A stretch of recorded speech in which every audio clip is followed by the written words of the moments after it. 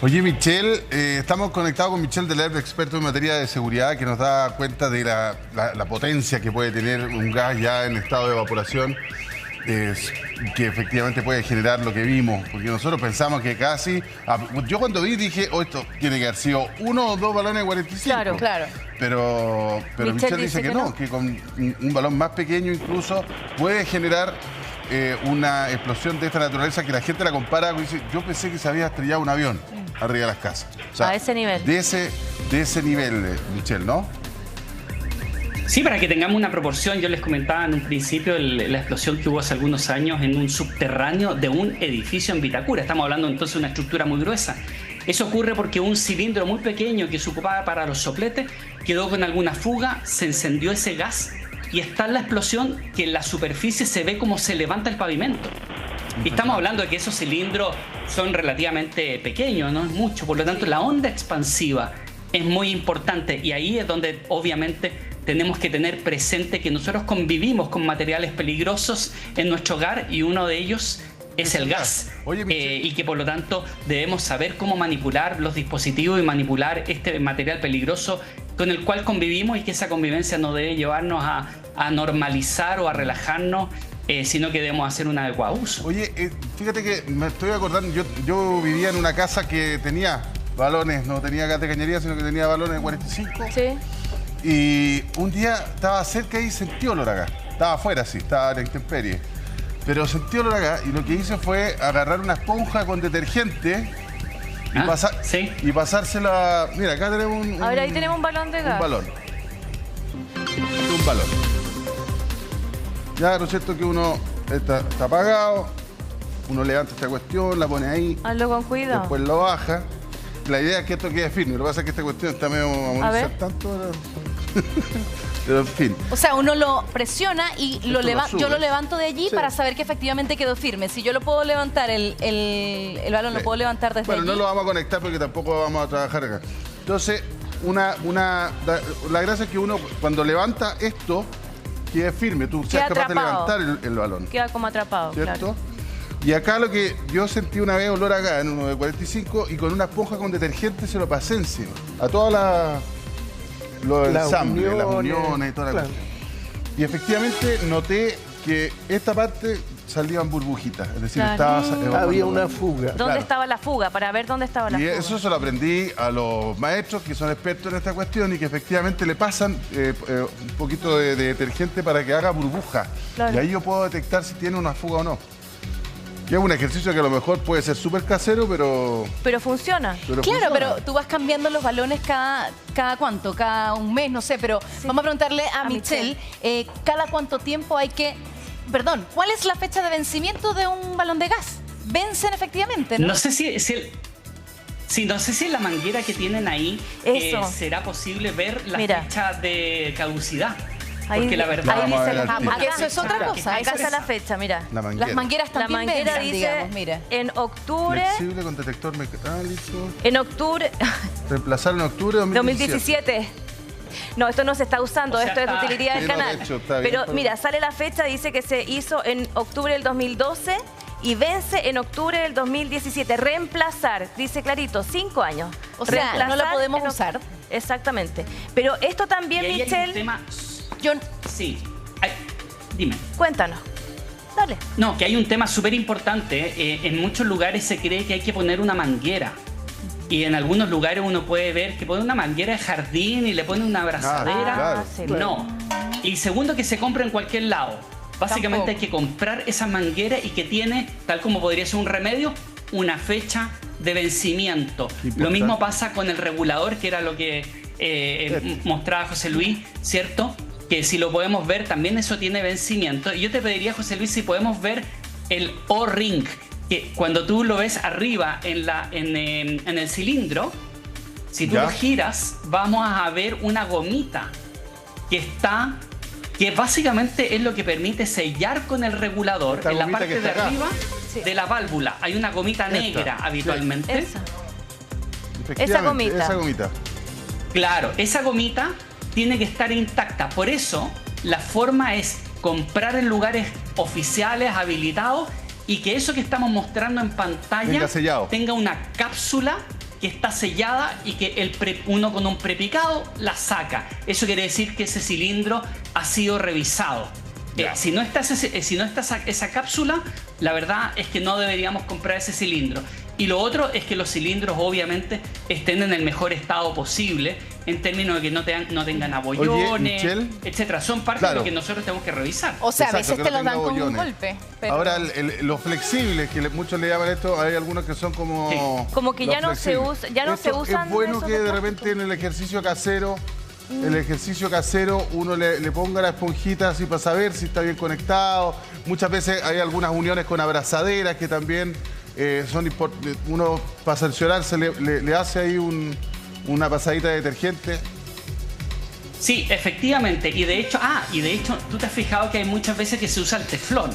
Pero no olvidar que el teflón que se utiliza, hay uno que es común y corriente y hay otro que es para conexiones con gas, por ejemplo, ¿cierto? Entonces uno tiene que ahí hacerse asesorar o preguntarle a un gafiter o preguntar en estas grandes tiendas donde te señalan, este es el dispositivo que usted necesita.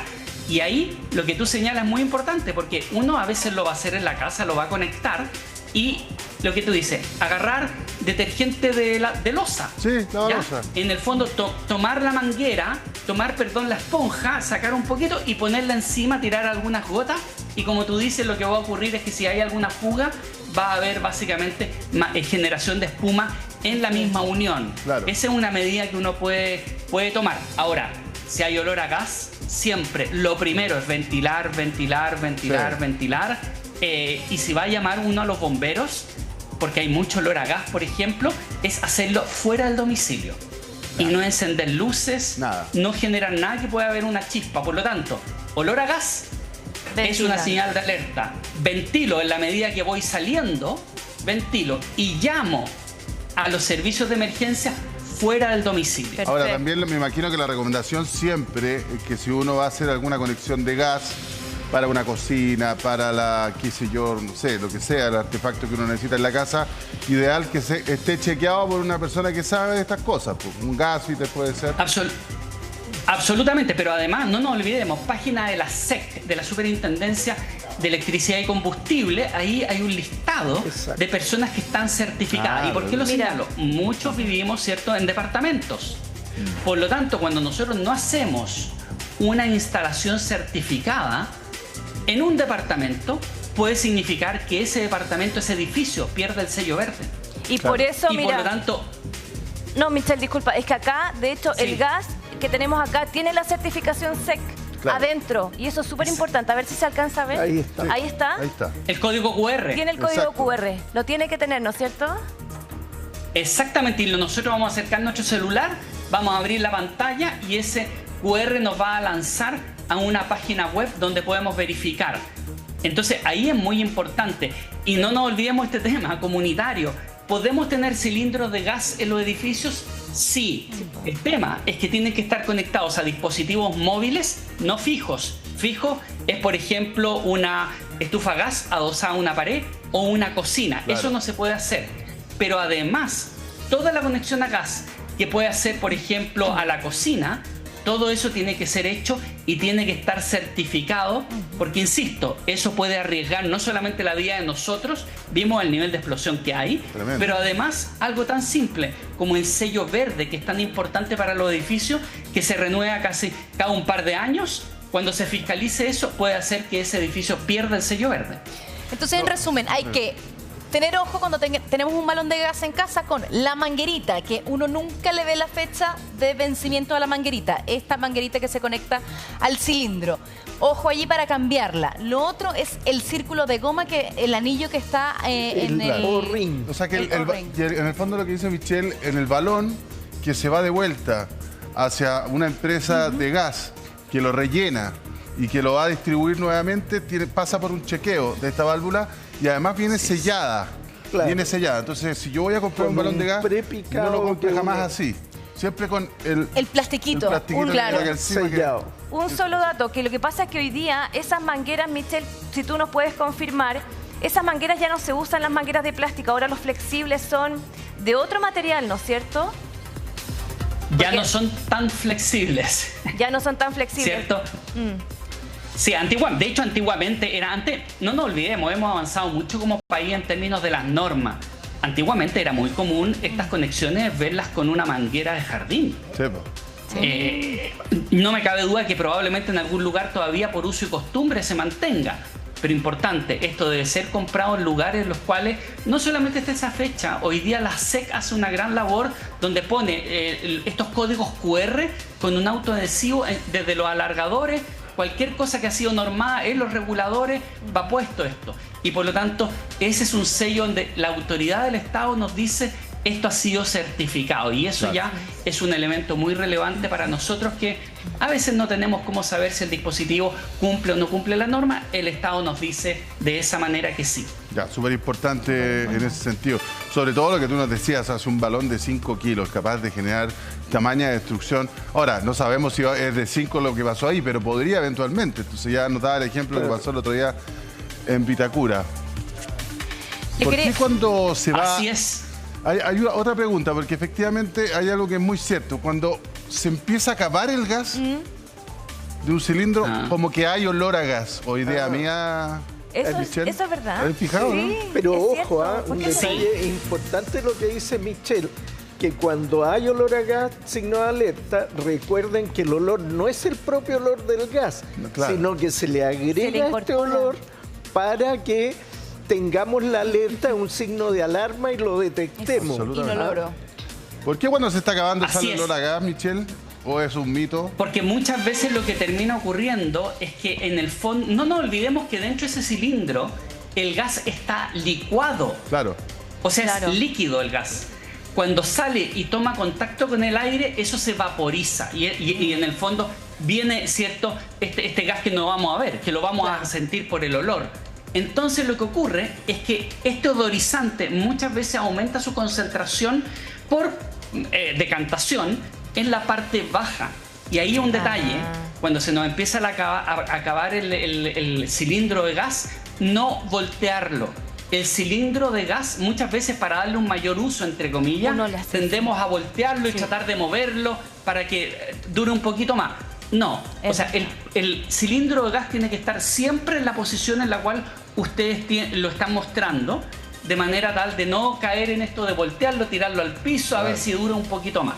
Claro, uno de repente lo levanta para ver, ¿será que le queda gas? Y uno empieza y no, pues no se hace. O para saber si se siente pesado o no. Mira, pero así como nosotros, también las personas que a esta hora nos ven en su casa, que usan el balón de gas para la parrilla, para la estufita, nos están escribiendo mensajes por WhatsApp. Así que vamos a ver el siguiente mensaje. Hola, tu día. Una pregunta. ¿Qué relación tiene el gas con la luz? ¿Por qué explota el gas al encender la luz? ¿Al encender la luz? Bueno, siempre has dicho, Michelle, que cuando uno siente olor a gas, no prender la luz. Exactamente. Sí, ¿o no? ¿Verdad? Sí, porque básicamente nunca nos olvidemos que muchos de esos elementos tenemos al momento de hacer contacto, el cierre del circuito genera una chispa. Y de hecho, la forma en que más nos acordamos de eso es con la estática. Si nosotros en el verano tenemos, por ejemplo, incluso en la estática, en las noches uno puede ver a veces que uno da la mano y sale una chispa, o hemos visto incluso en las bencineras. No se olviden que no se pueden usar los celulares. Y hay videos en YouTube donde básicamente se enciende el combustible, que es el gas del combustible, que se enciende producto de una chispa de la estática. Entonces, dependiendo de la concentración de gas que hay en el ambiente, es muy fácil que con una mera chispa, incluso de estática, un gas combustible pueda encender. O sea, disculpa. Y por eso que se pide que cuando uno le está poniendo benzina en el auto, en la bencinera, no se hable por teléfono, por la chispa que puede generar esa estática. Eso es. No, pero te quería preguntar un poquito también, apoyando lo que decía nuestro querido amigo a través de WhatsApp. A ver, si hay altas concentraciones de gas, te voy a poner un ejemplo que a lo mejor puede ser súper absurdo cotidiano, pero ¿ustedes se han sacado alguna vez un chaleco y sienten que se le paran los pelos? Incluso se ven chispitas. Claro, eso podría, dependiendo de la concentración, podría generar incluso también... Sí, claro. Cuando tenemos estática tenemos chispas, cosas. a más de alguno le ha pasado en la noche, por ejemplo, que si uno de repente hace movimiento con el chaleco, ¿cierto? Algo, puede ver la chispa. Sí, pues. Con la frazada de cola. Por eso que lo importante es que la primera medida es, lo decía muy bien el doctor, ¿no? Para nosotros el olor a gas es alarma. Segundo, ventilar, ventilar, ventilar. Y por lo tanto lo que tenemos que hacer es ahí abrir todas las ventanas. Si tenemos gas licuado, debemos comprender que ese gas va a tender a irse por el piso. Y por lo tanto es más difícil de ventilar. ¿Y es un gas más pesado? Licuado, hay que ventilar mucho más. Y si es gas natural es más fácil porque va a tender a elevarse y por lo tanto vamos a abrir ventanas y eso se va a ventilar. O sea, la Michelle, ventilación tiene un objetivo. ¿Sí? O sea, el gas licuado es como un enemigo peligroso porque si tiende a bajar, para mí es más difícil olerlo, ¿no? Sí, claro. O sea, no solamente es más difícil olerlo, quiero ponerte un ejemplo que a mí me tocó en una oportunidad. Es que básicamente en el ambiente, a la altura en la cual estamos tú y yo, se ponía un explosímetro, que es un dispositivo que uno mide la posibilidad de explosión y no marcaba nada. Pero nos fuimos a un rincón de un closet y nos fuimos hacia abajo al closet a monitorear porque sabíamos que era líquido, o sea, gas licuado, y ahí encontramos concentración de gas. Porque básicamente se va por debajo y tiende a meterse en los rincones más abajo. Por eso que nosotros evolucionamos muy fuerte en el gas domiciliario, a la red de gas domiciliario, a gas natural, porque es mucho más seguro. Mira, o sea, entonces ¿cómo me defiendo? Porque efectivamente si me es más difícil poder sentirlo, evidentemente puede haber una fuga silenciosa que yo no me estoy dando cuenta. Generalmente entonces me conviene manipular los balones de gas en lugares ventilados. O siempre. Siempre el gas tiene que estar el cilindro de gas tiene que estar en un lugar ventilado, y si estamos ocupando un dispositivo, eso va a generar una llama. Esa llama se genera porque tiene combustible, tiene gas, y segundo, consume oxígeno. Por lo tanto, siempre una estufa a gas, a parafina, debe estar en un lugar que tenga una ventilación y renovación de ventilación. Y en segundo lugar, ese tipo de dispositivos, yo te diría que la gran recomendación, sabemos que hace frío, abrigarse más en la noche, pero esos tipos de dispositivos, incluso el Califone, mientras no se utilice, deberían estar con su llave de paso cerrada. Eso te quería preguntar, tú lo mostraste, ¿no? El regulador tiene una llavecita. La llave de paso. Tú llegas, las cierras. Eso debería estar cerrado todo el tiempo. Mira, voy a encender la estufa, lo muevo y enciendo la estufa. Claro, eso te quería preguntar, porque estamos viendo en nuestra pantalla dividida las imágenes impresionantes de esta explosión. Si uno hace estas pequeñas acciones, puede evitar quizá una expansión de esta magnitud. Por ejemplo, tengo la parrilla, desconecto la manguerita del balón. Tengo, como tú lo decías, el Califone, corto el paso del gas. Tengo la estufa en la pieza, los adultos mayores tienen las estufas en las piezas. También corto o saco la manguerita, ¿qué hago? Exacto. A ver, desde el punto de vista, sobre todo, muy interesante lo que tú señalas de los adultos mayores. Las estufas no deberían dormir a gas, las móviles no deberían dormir con nosotros dentro de la habitación porque puede haber una fuga. Por lo tanto, deberíamos sacarla a un espacio ventilado. Idealmente una estufa a gas no debería estar en una habitación pequeña si es que no hay ventilación. Claro. Y de hecho también la generación de monóxido de carbono y de consumo de oxígeno no debería estar. En general las estufas a gas son para básicamente calefaccionar espacios amplios y ventilados. Claro.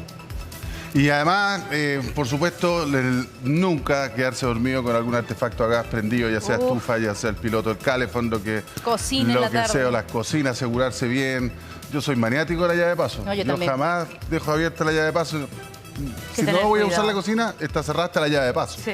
Eso, soy bien maniático en ese sentido.